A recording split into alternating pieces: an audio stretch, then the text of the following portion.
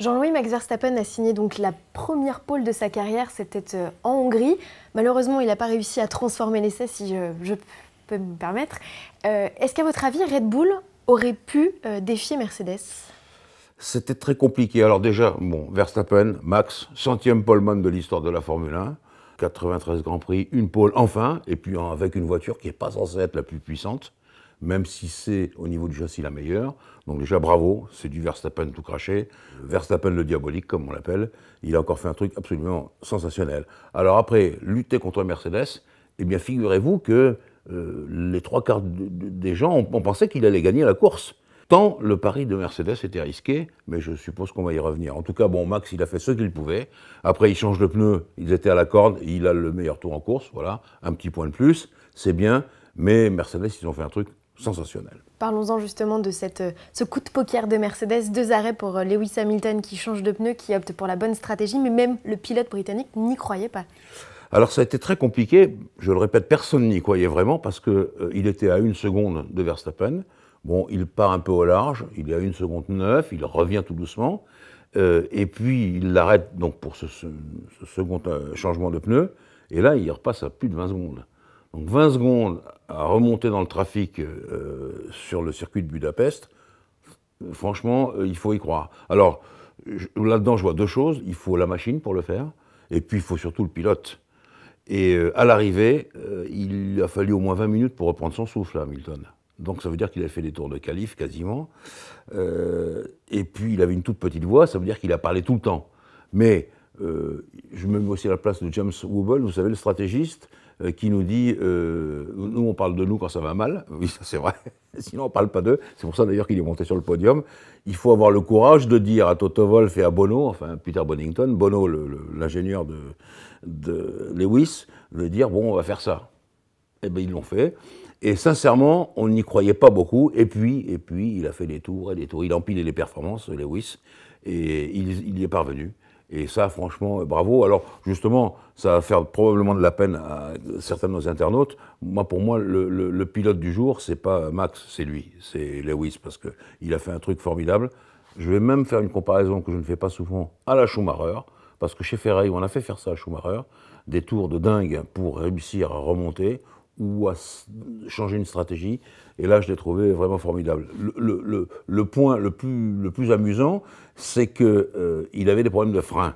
C'est la raison pour laquelle ils ne l'ont pas laissé derrière, parce qu'à un moment donné, ils lui disent « tes freins chauffent », et puis ils lui disent il faut que tu attaques Verstappen au premier virage. Alors, il leur répond il faudrait se décider dans cette histoire. D'ailleurs, je le préviens nos internautes que Irfan, notre ingénieur, va revenir dans le courant du mois d'août sur les dialogues et les chronos de cette opération, qui est une opération commando, mais qui a fonctionné. Chez Ferrari, clairement, les performances n'étaient pas là du tout en Hongrie. Jean-Louis, on parle de problème d'appui. Est-ce que c'est vrai? Est-ce que ce sont les explications correctes? Oui, un problème d'appui et un problème de motricité. Le drame de Ferrari, c'est que les voitures ne fonctionnent pas bien dans les virages lents. Et donc, quand vous prenez le dessin de Budapest, le schéma du circuit, sur 14 virages, il y en a 8 ou 9 qui sont des virages lents. Et donc, ils étaient distancés. Ils terminent à plus d'une minute, et l'un et l'autre, Vettel et Leclerc. Donc, c'est assez compliqué.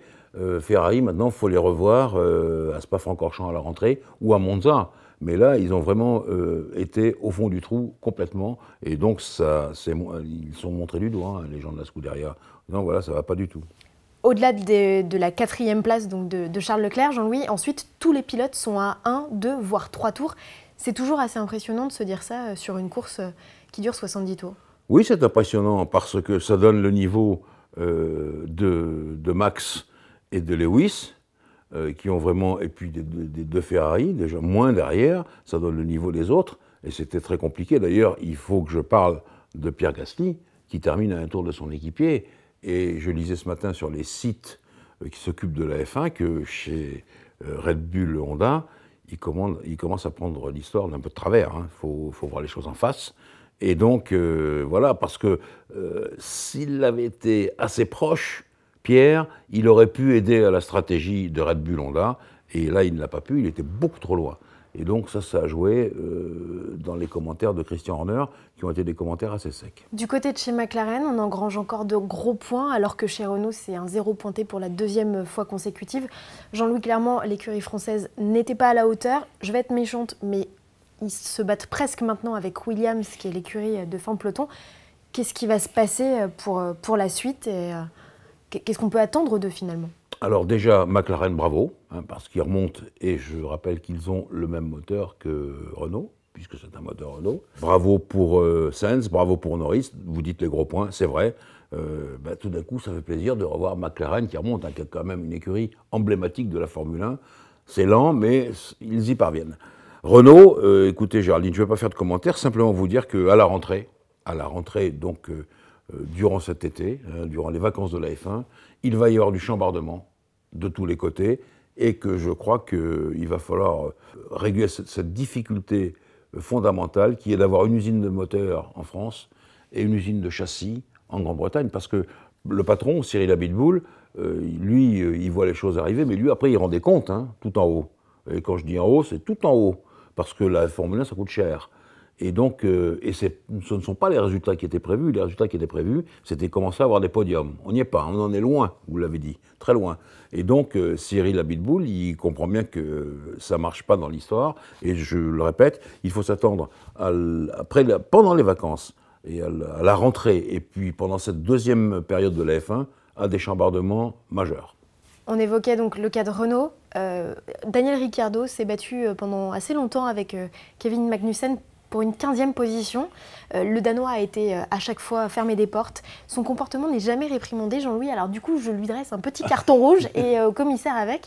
Pourquoi on ne lui dit jamais rien? Eh bien parce que, si vous voulez, dans ce monde qui est si policé et si poudré de la Formule 1, il détonne un peu, mais pas dans le bon sens. Max Verstappen était comme ça. Mais Max, il en est maintenant à 93 Grands Prix et il a compris que ça ne payait pas, ces histoires-là. Et Magnussen, il ne semble pas comprendre, mais je crois que là aussi, s'il y a des problèmes, chez As Ferrari, ils en ont jusqu'au-dessus de la tête. Tout le monde est de mauvais poil dans cette équipe. Il y a Romain qui essaye de surnager, mais il a des problèmes techniques. Il fait un peu la figure de l'aîné, Romain, dans cette histoire, mais ce n'est pas lui qui est responsable de tout ça. C'est le management qui est responsable de tout ça. Et eux aussi, ils vont devoir changer les choses. Et je pense que Gene Haas, le propriétaire, va s'y employer. Ça ne peut pas continuer comme ça. Une petite question rallye à présent, Jean-Louis, avec cette victoire de Ott Tänak sur les 2 Finlandais de l'étape, donc au rallye de Finlande. Il prend désormais, l'Estonien, une sérieuse option sur le titre? Et c'est ce que disent les spécialistes du rallye que je côtoie et que je rencontre, parce que Sébastien Ogier n'a peut-être pas encore tout à fait la voiture pour aller chercher Ott Tänak. Ott Tänak qui est extrêmement rapide. Et d'ailleurs, s'il a un défenseur ou un fan, Tänak, c'est Ogier, qui m'a toujours dit, attention, danger. Lui, il est très très très fort, et vous le voyez arriver à l'arrivée des spéciales, il est tendu, teigneux, le regard fixe, et c'est le vrai Ott Tänak qu'on connaît. Et je pense que oui, je suis d'accord avec vous, il a pris une option sérieuse sur le titre. Il reste 5 rallyes, je crois, pour clore ce championnat du monde WRC. Et il me paraît bien parti pour le faire. Il faudra que Sébastien Ogier, qui par ailleurs, lui, doit se battre aussi avec Thierry Neuville, il va falloir que Sébastien Ogier commence à voir ce qu'il peut faire. En tout cas, il nous demande une voiture plus puissante. Et je pense qu'il a raison, il peut y arriver, mais ce n'est pas du management traditionnel d'Ogier, ça. Ogier, il sait gérer les championnats quand il n'a pas tout à fait la meilleure voiture, mais là, Tänak, il est vraiment très très fort. Sébastien Ogier qui prendra sa retraite à la fin de l'année 2020. Oui, qui a décidé ça. Alors, moi, j'ose pas trop en parler. Je crois que c'est le couple qui a décidé ça. Et donc, je savais qu'il y avait ça dans l'air. J'en ai jamais parlé parce que, après tout, c'est pas notre business, comme disent les Anglais, nos oignons, comme on dit en France. Mais bon, oui, il a dit ça. Et je pense que c'est pour cette raison-là, raison familiale, qu'il va s'arrêter. Voilà. Mais vous savez, on a vu Sébastien Loeb être champion du monde des rallyes. C'est aussi un bagne. Il n'y a pas que la F1. Il faut partir faire des reconnaissances, faire les essais, etc., etc. Et on n'est pas souvent chez soi. Une dernière question, enfin c'est pas une question Jean-Louis, c'est plutôt un hommage que vous voulez offrir à deux de vos copains qui nous ont quittés, Jean-Luc Terrier et Jean-Paul Driot. Alors d'abord, Jean-Luc Terrier, il faut que je vous dise, c'est le rallyman de mes débuts, quand j'ai débuté dans le sport automobile. Un gars qui m'a appris tellement de choses sur le rallye, qui m'a montré ce que c'était que les vrais grands hommes de la compétition routière. Le gars qui a apporté sa pierre à l'édifice du championnat du monde en 1973 des Berlinette Alpines, avec un podium sans pneus à clous au rallye de Suède. Là, on a vu quand même qu'il se battait contre les Blomqvist et Eklund, etc., qui avaient des tractions avant. Lui, avec la Berlinette, c'était pas facile, hein, derrière, la 1600S en plus. Donc Terrier, ça a été ça. Ça a été un éclat de rire permanent, sa carrière. C'est lui qui a donné le ton à cette ambiance si sociable des rallyes. Voilà, Terrier, c'était ça. C'était la compétition routière jusqu'au bout des ongles. Attention, il a couru Le Mans, il a fait des courses de côte, il est allé au Dakar, il a tout fait, Terrier. Mais là, le championnat du monde des rallyes vu par Terrier, c'était vraiment extraordinaire et je vais aller lui dire adieu parce que vraiment, il a enchanté ma jeunesse, ma jeunesse de journaliste. Jean-Paul Driot, je le connaissais moins bien. C'était un homme plus renfermé. La maladie, lui aussi, a eu raison de lui. C'était très compliqué. Je n'oublierai pas qu'il m'a donné un scoop un jour. Il avait construit une Formule 1. Il voulait s'engager en Formule 1, et puis finalement, ce n'était pas raisonnable. D'ailleurs, je crois que c'est vrai, il n'avait pas tort là-dessus. Ce n'était pas raisonnable de continuer, mais il a quand même fait tellement de choses pour ce qui concerne les formules de promotion, la formule électrique avec Dams, etc., que c'est un monsieur du sport automobile qui disparaît, qui nous quitte.